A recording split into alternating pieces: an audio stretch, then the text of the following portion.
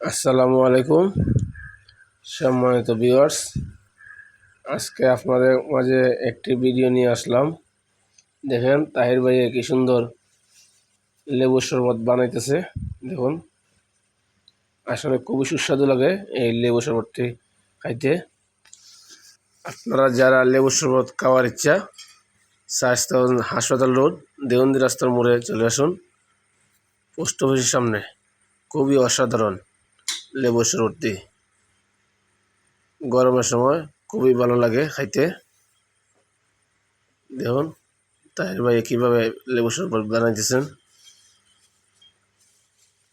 গরমের সময় খুবই ভালো লাগে খাইতে। এই যে ট্যাংও দিতেছে, সাথে ট্যাংও আছে, ঠান্ডা আছে, বরফ। তবে আজকে এই পর্যন্তই, ধন্যবাদ।